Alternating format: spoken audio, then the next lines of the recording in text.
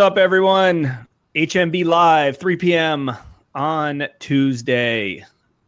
That's the time. Every Tuesday, 3 p.m. Tune in to HMB Live, on B Live, on Facebook Live, anywhere live.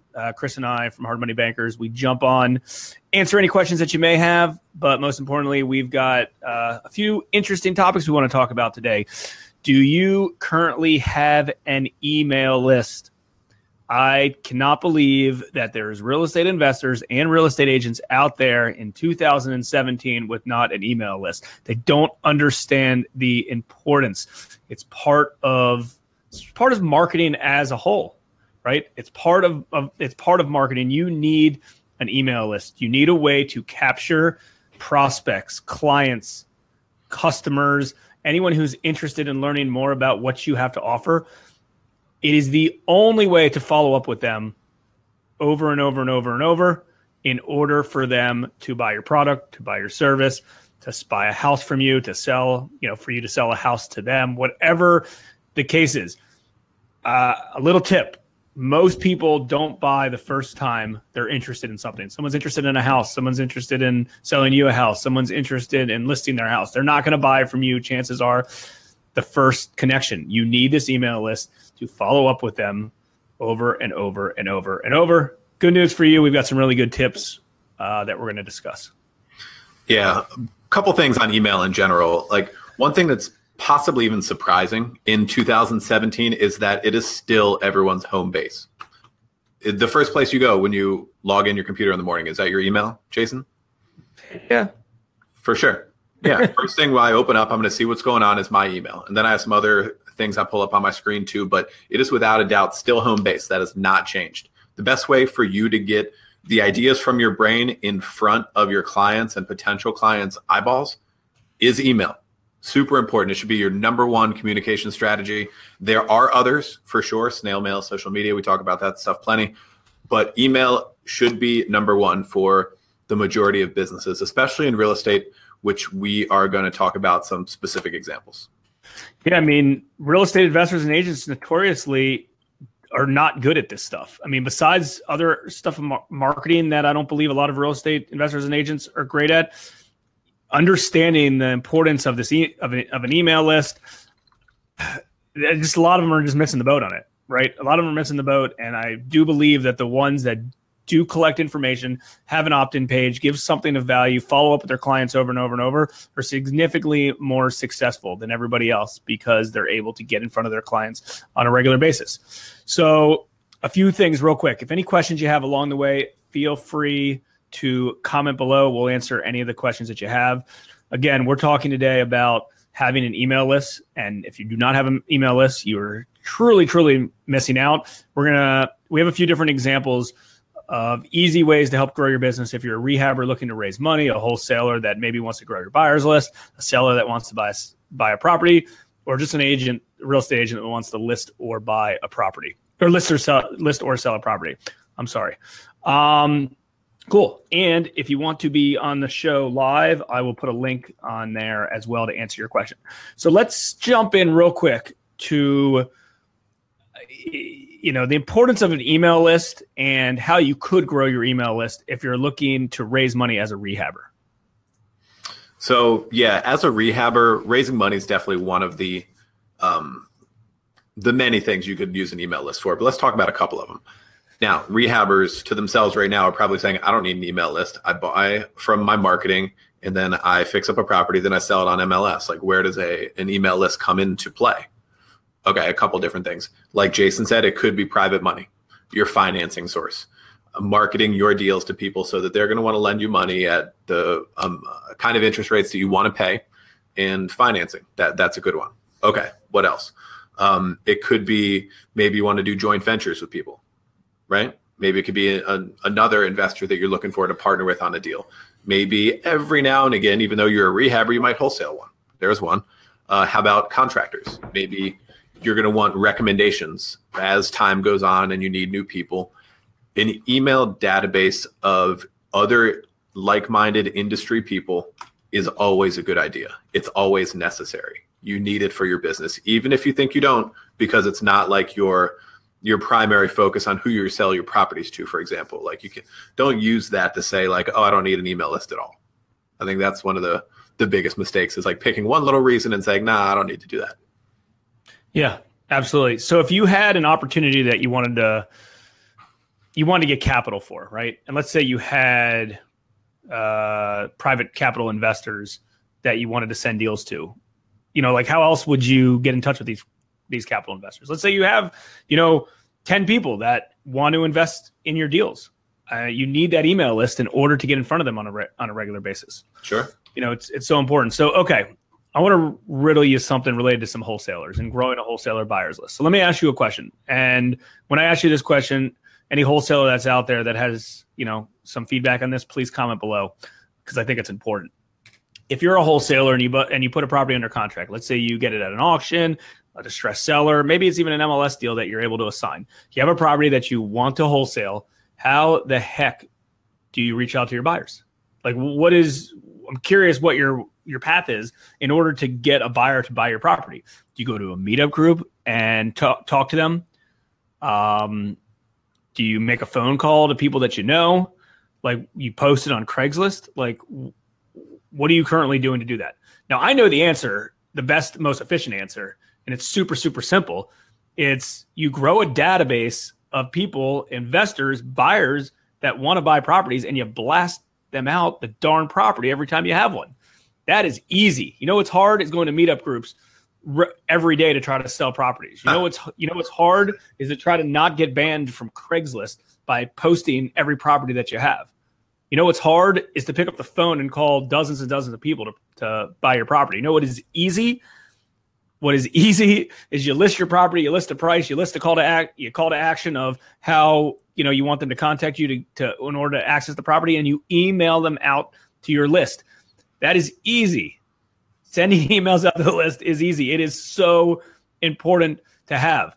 I know a lot of big wholesalers in the DC area, the Baltimore area, the Richmond area, and the Philadelphia area, and that is exactly what they do. They don't they don't have any better deals than a lot of other people. They're just selling a lot more of them because they can unload them quickly. They have an efficient system to do it.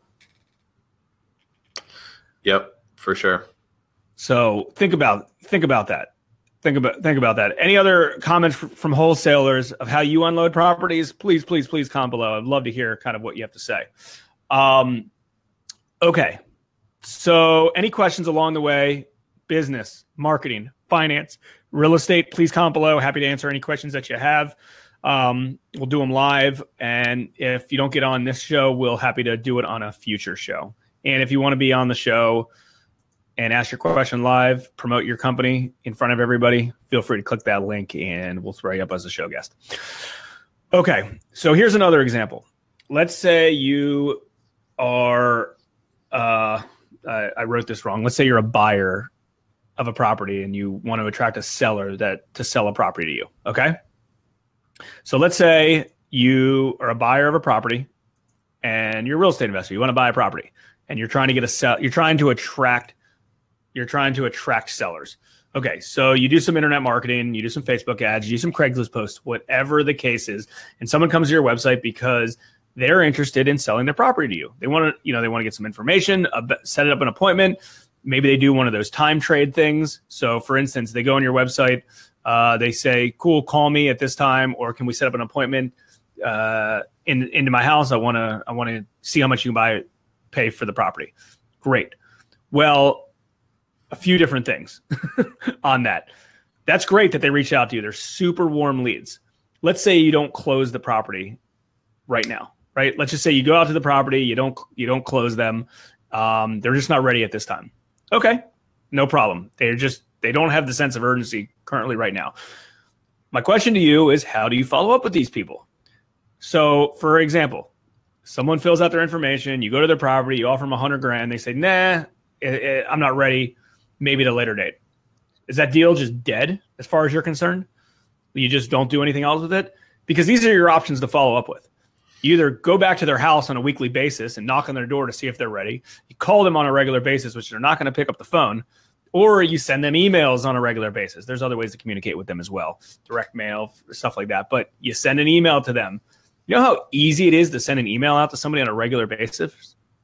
Over and over and over and over. You can do this. It doesn't really cost you any money. It doesn't really take you that much time. And you're in front of these people over and over and over and over. And like we said earlier on the show when we started, it is hard to sell a client the first time you communicate with them. It happens. Don't get me wrong. But there's a 10 times more chance that you are going to sell them at a later basis than the original interaction with them. So you need a follow-up system. For sure. So it's so important. Yeah, no doubt about that. I mean, there's, I think people make the mistake of thinking this person isn't going to need me later. If they're like a lead that comes to potentially sell their property, they're already going to do their transaction now. They're not going to need me later.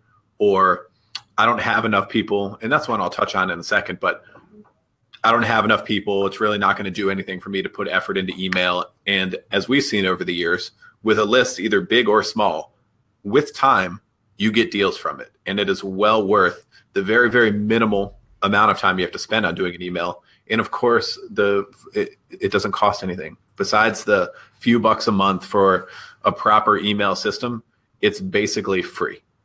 It's free. Yeah. And there's a lot of people in real estate spending a lot of money on marketing. Don't forget the free one. That also happens to be the most effective.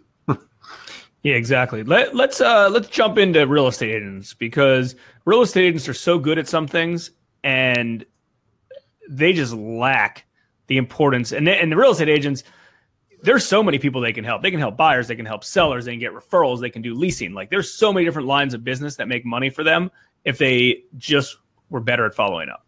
Yeah, for sure. And also think about the majority of real estate agents' clients, potential clients, is their sphere of influence, the people that you know.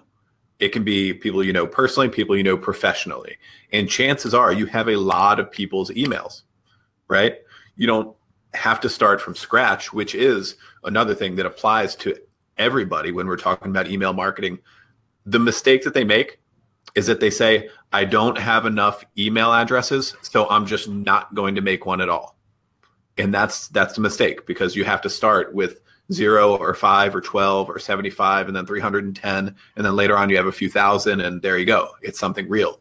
But there's no way to go from 0 to 3,000 right away. At least, nothing that's, spam compliant. So don't make that mistake. And that's what real estate agents say to themselves a lot. We're talking about another mistake they make in a second. But don't tell yourself, I don't have enough people, I'm not going to do it at all. Because that's wrong. There's right and wrong. That one's wrong. The other thing that people say across the board is, well, I don't know what to email out. And my answer to that is, be better than that.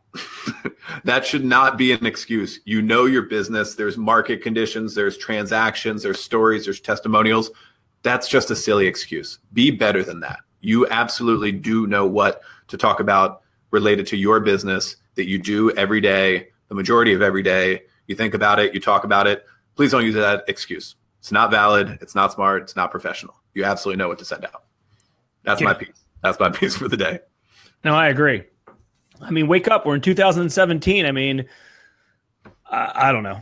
It's silly to me that, and maybe it's because, a lot of people that are in real estate don't feel like they're business owners. They think they are, but they're not. I mean, if you, go to a website of a real company, right? Go to a corporate company. What happens after you go to their website or go to Amazon?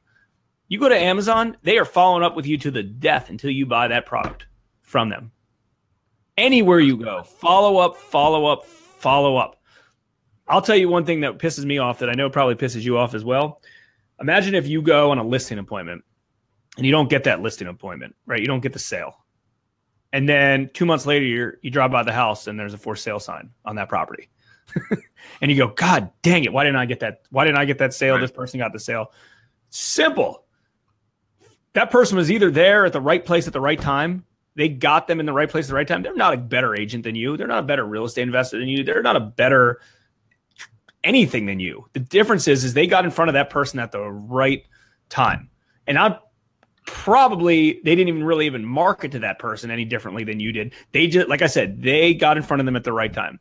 Moral of this story is, if you're emailing your list, your clients, over and over and over again, you will be in front of them at the right time. Not only is it the cheapest type of marketing, but is the best type of marketing, because it's like you said, Chris, when we started this show, it's the first thing you open up every morning, and sometimes the last thing you close every night. So make sure you're in people's emails feeds and their threads. And we'll do another show in the future of stuff to send out, besides the 101. I mean, you should figure out what to send out yourself. But if you can't figure that out, we talk about that in other stuff. But the importance is just doing it. And it's a darn shame if you're not. Absolutely. You're missing out. Like we've been saying, it hasn't changed. Email hasn't gone anywhere. So take advantage of it while it is still a super effective way to get right in front of your potential clients. Super effective, super easy, almost free. Take advantage of it. Email's still around. Email's still number one. Yeah, exactly. All right. So we don't have any more questions.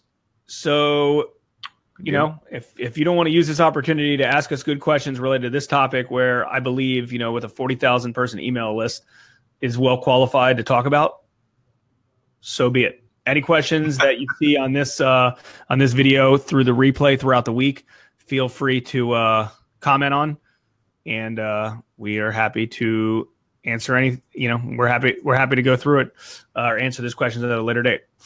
Cool, guys. If you feel you got value from this show, feel free to share it with your friends. We certainly appreciate it. And if you have any questions, feel free to reach out. Thanks again. Holler.